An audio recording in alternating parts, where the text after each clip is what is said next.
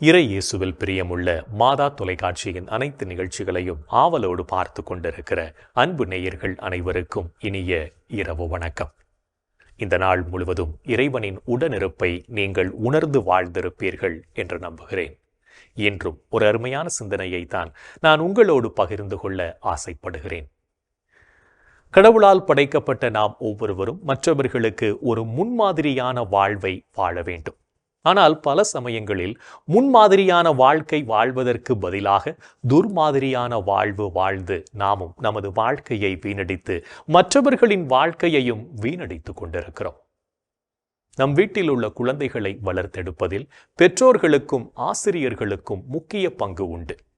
வீட்டில் நடக்கும் பிரச்சனைகள் குழந்தைகளுக்கு தெரிந்தால் அவர்களுக்கு பாதிப்பு ஏற்படும் என்று எண்ணி பிரச்சனைகளை தங்களுக்குள்ளாகவே தீர்த்து கொண்டு நலமோடு வாழ்ந்தார்கள் நம் முன்னோர்கள்.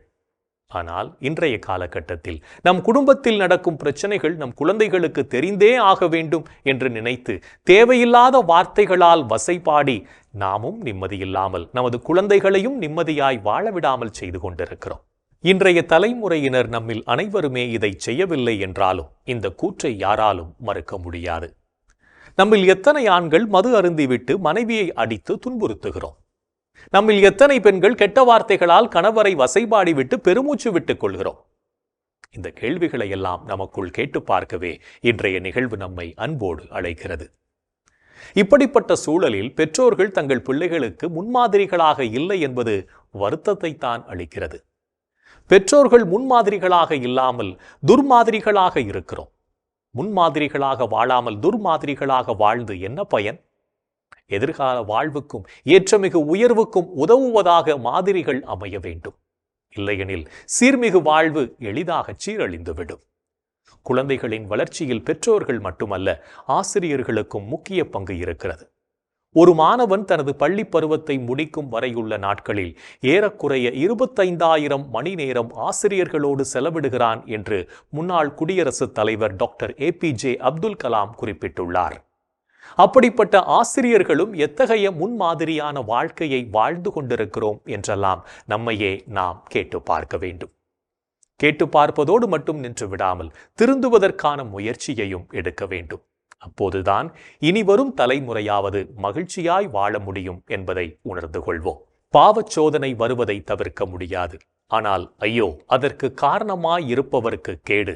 அவர் இச்சிறியோருள் எவரையாவது பாவத்தில் விழச் செய்வதை விட அவ்வாறு செய்பவரது கழுத்தில் ஓர் எந்திரக்கல்லை கட்டி அவரை கடலில் தள்ளிவிடுவது அவருக்கு நல்லது. எனவே நீங்கள் எச்சரிக்கையாயிருங்கள் என்கிறார் ஆண்டவர்.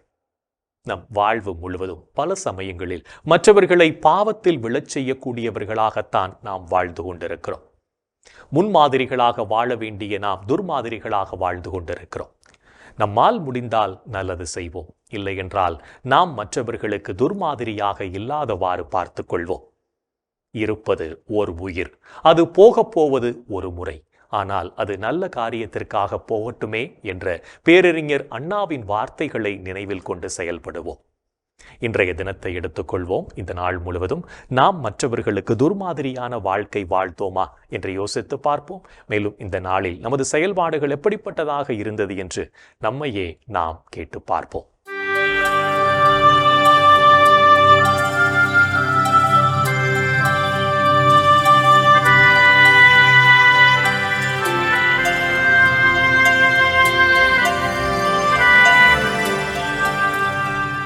இன்று நீங்கள் அலைபேசிக்கு அடிமையாயிருந்து உங்கள் நேரத்தை விரயமாக்கினீர்களா?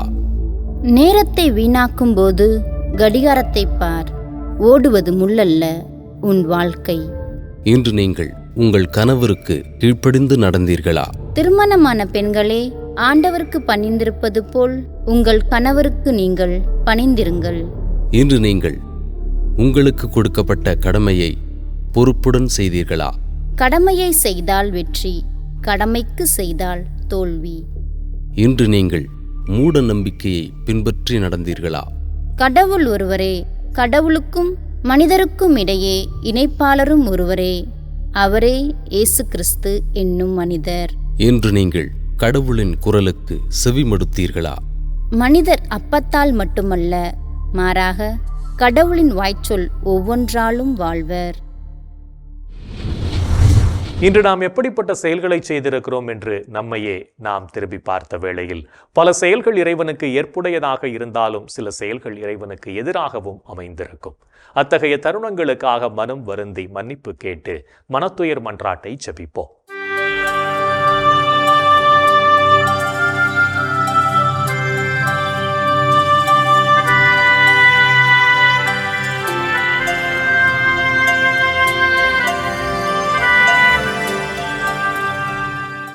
எல்லாம் வல்ல இறைவனிடமும் சகோதர சகோதரிகளே உங்களிடமும் நான் பாவி என ஏற்றுக்கொள்கிறேன்.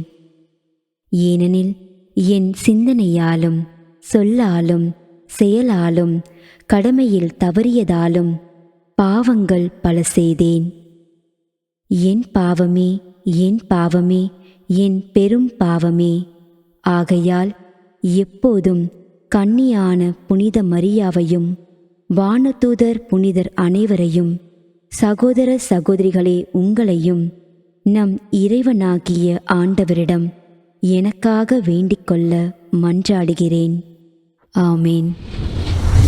மனத்துயர் மன்றாட்டை ஜெபித்ததன் வழியாக இறைவனிடமிருந்து மன்னிப்பை பெற்றிருப்போம் என்ற நம்பிக்கையோடு இறை வேண்டலில் இணைவோம்.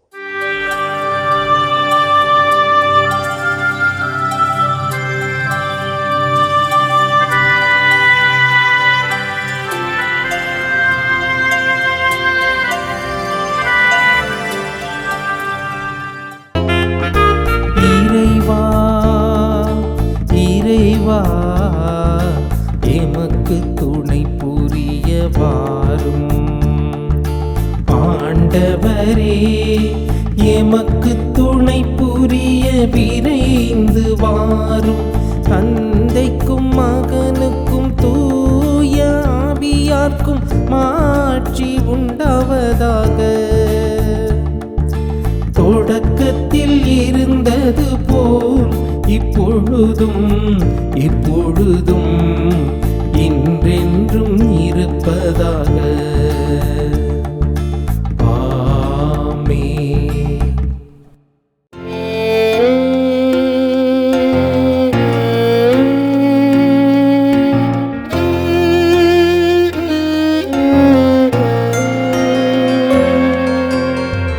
மண்ணுலகோரின் மீட்பராம் இயேசுவே, தன்னொளி வீசும் தந்தையின் மொழியே, கண்ணுக்கு எட்டா ஒளியின் மொழியே, அன்பும் அடியார்க்கு அருளும் மரணே. எல்லையில்லா வல்லமையுள்ளவா,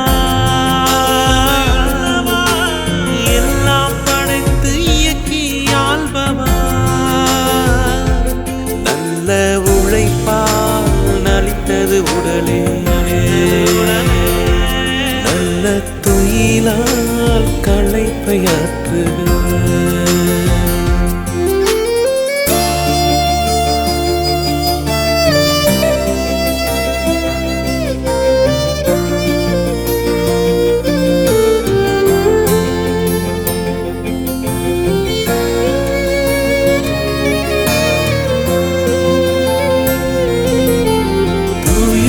ரத்தம் நீட்ட மக்கள் தீய வழிக்கு திரும்பி விடாமல் ஆயர் நீரை அன்புடன் காத்த தீயவன் அரசை தொலைத்தளித்தீரே. வியத்து களைத்த எமக்கு நீரே, தயவாய் துயிலுற நேரம் தந்தே. தளர்ந்த உடலிடம் பெறவே உறங்கினோம், உணவோ மயக்கம் தவித்துமை உணர்க. இறப்பு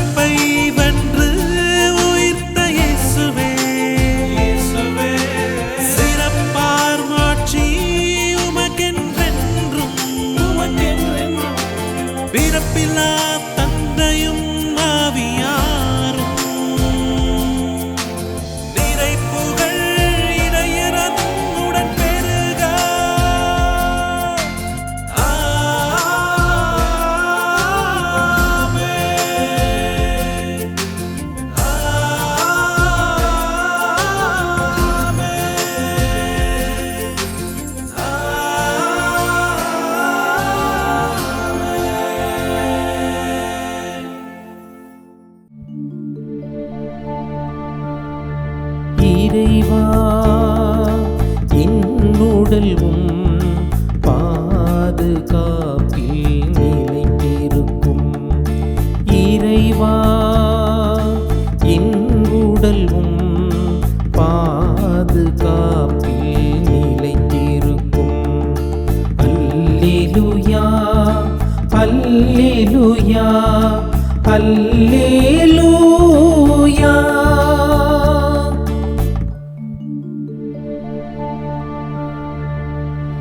இறைவா என்னை காத்தருள்வீர்.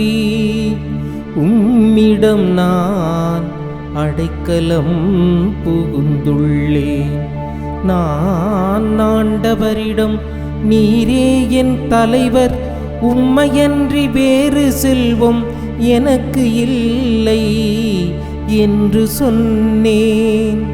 பூவுலையில் உள்ள தூயோர் எவ்வளவோ உயர்ந்தோர், அவர்களோடு இருப்பதே எனக்கு பேரின்பம்.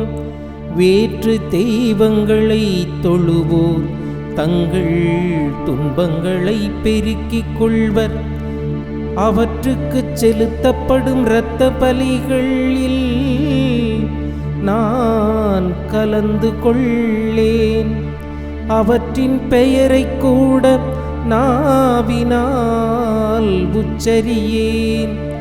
ஆண்டவர் தாமே என் உரிமை சொத்து, அவரே என் கிண்ணம்.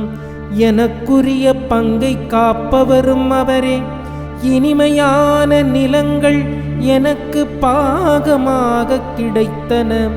உண்மையாகவே என் உரிமை சொத்து வளமானதே. எனக்கு அறிவுரை வழங்கும் ஆண்டவரை போற்றுகிறேன். இரவில் கூட என் மனச்சான்று என்னை எச்சரிக்கின்றது. ஆண்டவரை எப்போதும் என் கண்முன் வைத்துள்ளேன். அவர் என் வலப்பக்கம் உள்ளார். எனவே நான் அசைவுறேன். என் இதயம் மகிழ்கிறது, என் உள்ளம் மக்களிக்கிறது. என் உடலும் பாதுகாப்பில் இளைப்பாரும். ஏனெனில் என்னை பாதாளத்தில் விட்டுவிட மாட்டீர். அன்பன் நான் படுகொலியை காணவிட மாட்டீர். வாழ்வின் வழியை நான் அறியச் செய்வீர். உமது திருமுன் எனக்கு நிறை மகிழ்ச்சி உண்டு. உமது வலப்பக்கத்தில் எப்போதும் பேரின்பம் உண்டு. தந்தைக்கும் மகனுக்கும் தூய ஆவியார்க்கும் மாட்சி உண்டாவதாக. தொடக்கத்தில் இருந்தது போல் இப்பொழுதும் எப்பொழுதும் என்றென்றும் இருப்பதாக. ஆமென். இறைவா என்னுடல் பாதுகாப்பில் நிலைத்திருக்கும். இறைவா என் உடல் பாதுகாப்பில் நிலைத்திருக்கும். அல்லேலூயா அல்லேலூயா அல்லேலூயா. இறைவனின் உடனிருப்பு இந்த இரவு பொழுதிலும் நம்மை பாதுகாத்து வழிநடத்தும் என்ற நம்பிக்கையை இறை வேண்டலின் வழியாக பெற்றுக்கொண்ட நாம் இப்போது நாளைய நற்செய்தி வாசகத்திற்கு செவிமடுப்போம்.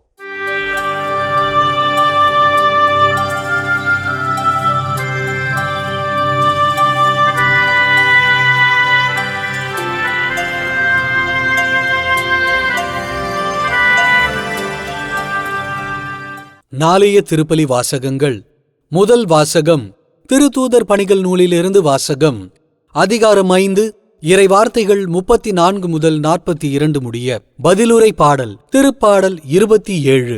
இறைவார்த்தைகள் 1, 4 மற்றும் 13 முதல் 14 முடிய. யோவான் எழுதிய தூய நற்செய்தியிலிருந்து வாசகம். அதிகாரம் 6, இறை வார்த்தைகள் 1 முதல் 15 முடிய. அக்காலத்தில் இயேசு கலிலேய கடலை கடந்து மறுகரைக்கு சென்றார். அதற்கு திபேரிய கடல் என்றும் பெயர். உடல் நலமற்றோருக்கு அவர் செய்து வந்த அரும் அடையாளங்களைக் கண்டு மக்கள் பெருந்திரளாய் அவரை பின்தொடர்ந்தார்கள். இயேசு மலைமேல் ஏறி தம் சீடரோடு அமர்ந்தார். யூதருடைய பாஸ்கா விழா அண்மையில் நிகழவிருந்தது. இயேசு நிமிர்ந்து பார்த்து மக்கள் பெருந்திரளாய் அவரிடம் வருவதைக் கண்டு, இவர்கள் உண்பதற்கு நாம் எங்கிருந்து அப்பம் வாங்கலாம் என்று பிலிப்புவிடம் கேட்டார். தாம் செய்ய போவதை அறிந்திருந்தும் அவரை சோதிப்பதற்காகவே இக்கேள்வியை கேட்டார். பிலிப்பு மறுமொழியாக, 200 தெனாரியத்திற்கு அப்பம் வாங்கினாலும் ஆளுக்கு ஒரு சிறு துண்டும் கிடைக்காதே என்றார். அவருடைய சீடருள் ஒருவரும் சீமோன் பேதுருவின் சகோதரருமான அந்திரேயா, இங்கே சிறுவன் ஒருவன் இருக்கிறான். அவனிடம் 5 வார்கோதுமை அப்பங்களும் 2 மீன்களும் உள்ளன. ஆனால் இத்தனை பேருக்கு இவை எப்படி போதும் என்றார். இயேசு, மக்களை அமரச் செய்யுங்கள் என்றார். அப்பகுதி முழுவதும் புல்தரையாய் இருந்தது. அமர்ந்திருந்த ஆண்களின் எண்ணிக்கை ஏறத்தாழ 5000. இயேசு அப்பங்களை எடுத்து நன்றி செலுத்தி அமர்ந்திருந்தோருக்கு கொடுத்தார். அவ்வாறே மீன்களையும் பகிர்ந்தளித்தார். அவர்களுக்கு வேண்டிய மட்டும் கிடைத்தன. அவர்கள் வயிறார உண்டபின், ஒன்றும் வீணாகாதபடி எஞ்சிய துண்டுகளை சேர்த்து வையுங்கள் என்று தம் சீடரிடம் கூறினார். மக்கள் உண்டபின் 5 வார்கோதுமை அப்பங்களிலிருந்து எஞ்சிய துண்டுகளை சேர்த்து சீடர்கள் 12 கூடைகளில் நிரப்பினார்கள். இயேசு செய்த இந்த அரும் அடையாளத்தைக் கண்ட மக்கள், உலகிற்கு வரவிருந்த இறைவாக்கினர் உண்மையில் இவரே என்றார்கள்.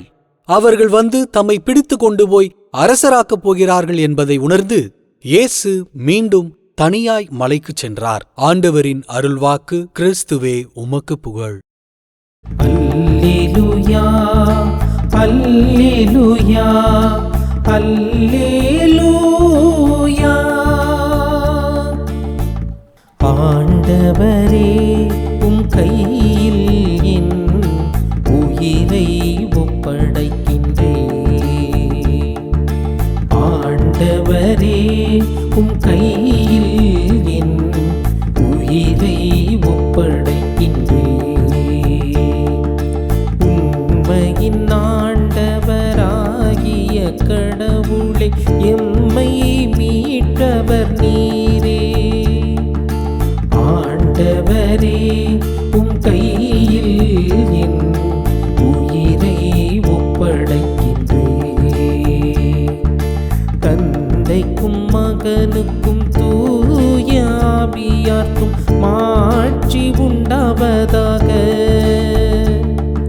ஆண்டவரே உம் கையில் என் உயிரை ஒப்படைக்கின்றேன்.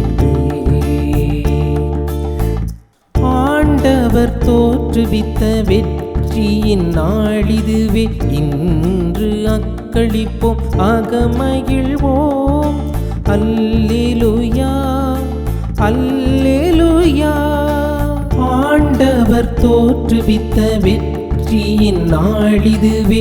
இன்று அக்களிப்போம், அகமகிழ்வோம். அல்லேலூயா அல்லேலூயா. ஆண்டவர் இயேசுவின் வல்ல செயல்களை உணர்ந்து அவருக்கு சான்று பகரவும் அவருக்கு உண்மையுள்ளவர்களாக வாழவும் நாம் அழைக்கப்படுகிறோம். என்றும் நம் அன்பர் இயேசுவின் குரலுக்கு செவிமடுத்து வாழ்வோம் என்ற சிந்தனையோடு சிமியோன் பாடலில் இணைவோம். ஆண்டவரே, நாங்கள் விழித்திருக்கும் போது எங்களை காத்தருளும். நாங்கள் தூங்கும் போது எங்களை பாதுகாத்தருளும். இதனால் கிறிஸ்துவோடு விழித்திருந்து அவரோடு அமைதியில் இளைப்பாறுவோம். அல்லேலூயா. ஆண்டவரே, உமது சொற்படி மடியான் என்னை இப்போது அமைதியுடன் போகச் செய்கின்றேன். ஏனெனில் மக்கள் அனைவரும் காணுமாறு நீர் ஏற்பாடு செய்துள்ள உமது மீட்பை என் கண்கள் கண்டு கொண்டன. இம்மீட்பே பிற இனத்தாருக்கு வெளிப்பாடு அருளும் மொழி. இதுவே உம் மக்களாகிய இஸ்ரவேலுக்கு பெருமை. தந்தைக்கும் மகனுக்கும் தூய ஆவியார்க்கும் மாட்சி உண்டாவதாக. தொடக்கத்தில் இருந்தது போல் இப்பொழுதும் எப்பொழுதும் என்றென்றும் இருப்பதாக. ஆமென். ஆண்டவரே, நாங்கள் விழித்திருக்கும் போது எங்களை காத்தருளும். நாங்கள் தூங்கும் போது எங்களை பாதுகாத்தருளும். இதனால் கிறிஸ்துவோடு விழித்திருந்து அவரோடு அமைதியில் இளைப்பாறுவோம். அல்லேலூயா. இறைவன் நம்மை ஒவ்வொரு நொடிப்பொழுதும் அற்புதமாய் வழிநடத்தி கொண்டிருப்பதை சிமியோன் பாடல் வழியாக உணர்ந்து ஜெபித்த நாம் இப்போது நாளைய புனிதரை பற்றி பார்க்கலாம்.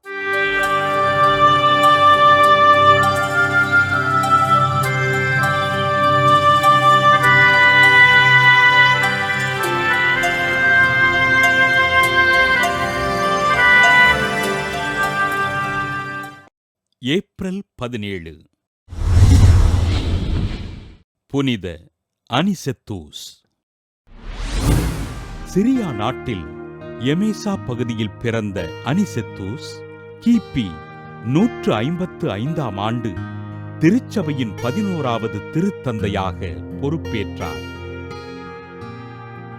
தொடக்க கால திருச்சபையில் இருந்த நிர்வாக பிரச்சனைகளை சரி செய்த திருத்தந்தை அனிசெத்தூஸ் திருச்சபையினை வளர்ச்சி பாதையில் வழிநடத்தினார். கீழை திருச்சபையில் புனித பிலிப்பு, புனித யோவானின் பாரம்பரியத்தை பின்பற்றி நிசான் மாதம் 14ஆம் நாள் உயிர்ப்பு பெருவிழா கொண்டாடப்பட, ரோமையில் உயிர்ப்பு பெருவிழா நிசான் மாதம் 14ஆம் நாளுக்கு பின்வருகின்ற ஞாயிற்றுக்கிழமை கொண்டாடப்பட்டது. உயிர்ப்பு பெருவிழாவினை கொண்டாடுவதில் கீழை திருச்சபைக்கும் ரோமை மக்களுக்கும் இருந்த நாள் வித்தியாசத்தை நீக்கிய திருத்தந்தை அனிசெத்தூஸ் உயிர்ப்பு பெருவிழா திருச்சபையில் ஒரே நாளில் கொண்டாடப்பட வேண்டும் என்று விரும்பினார். நீண்ட முடி வளர்ப்பது ஆண்களுக்கு மதிப்பு ஆகாது என்று 1 கொரிந்தியரில் எழுதியிருப்பதினை மேற்கோள் காட்டிய திருத்தந்தை அனிசெத்தூஸ் அருள் பணியாளர்கள் நீண்ட முடி வளர்ப்பதினை தடை செய்தார். கிறிஸ்துவர்களை அடியோடு அழித்தொழிக்க வேண்டும் என்பதை நோக்கமாக கொண்ட அரசன் மார்க்குஸ் அவுரோலியூசினால் கைது செய்யப்பட்டு சிறையில் அடைக்கப்பட்ட திருத்தந்தை அனிசெத்தூஸ் கிபி 161ஆம் ஆண்டு கொலை செய்யப்பட்டு மறைசாட்சியானார். பல்வேறு இன்னல்கள் நிறைந்த 2ஆம் நூற்றாண்டில் திருச்சபையினை வழிநடத்தி வளர்த்தெடுத்த திருத்தந்தை அனிசெத்தூசினை திருச்சபை புனிதராக உயர்த்தியது. புனித அனிசெத்தூஸ் திருவிழாவினை கொண்டாடுகின்ற நாம் நமது வாழ்க்கையில் வருகின்ற இன்னல்களை மனவலிமையோடு எதிர்கொண்டு வாழ்வதற்கு இறைவன் ஆசீர் தரும்படி ஜெபிப்போம்.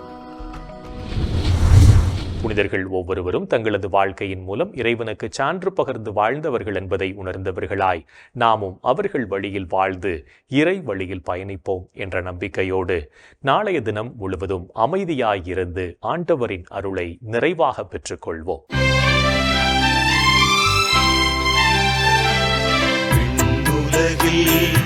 இருக்கின்ற எங்கள் தந்தையே, உமது பெயர் தூயதென போற்றப் பெறுக. உமது ஆட்சி வருக.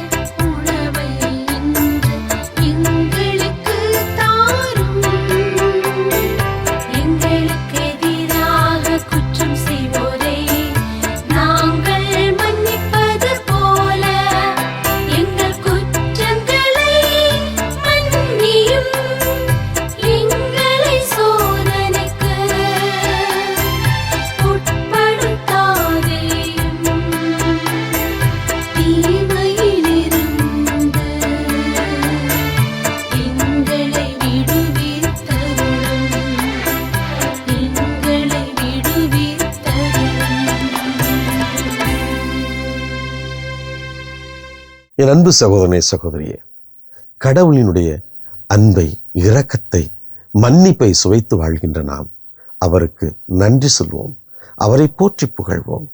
இன்றைய தினத்திலே நாம் சிறப்பாக நமது தமிழக ஆயர் பெருமக்களுக்காக நாம் உருக்கத்தோடு மன்றாடுவோமா? எங்கள் அன்பை உருவான இயேசு ஆண்டவரே, இந்த தமிழக திருச்சபை வழிநடத்தி கொண்டிருக்கின்ற எங்களது ஆயர் பெருமக்களுக்காக நாங்கள் ஜெபிக்கிறோம். ஆண்டவரே, அவர்களுக்கு நல்ல உடல் சுகத்தை கொடுத்தருளும். அவர்கள் எடுத்து நிறைவேற்றுகின்ற ஒவ்வொரு திட்டத்தையும் நீர் ஆசீர்வதித்தருளும். அவர்கள் செல்கின்ற பாதைகளெல்லாம் நீர் பராமரிப்பை நீர் கொடுத்தருளும்.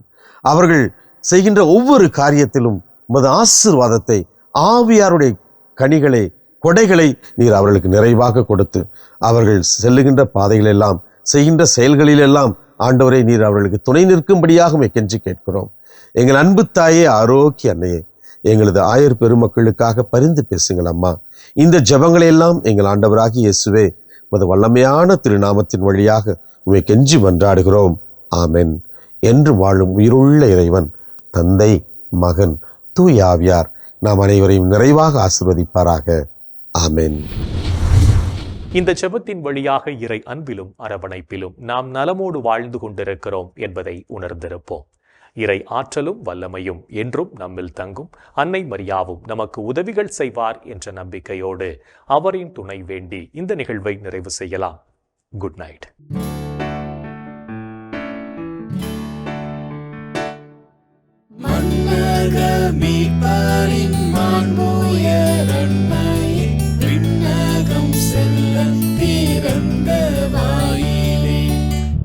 கடல் மீ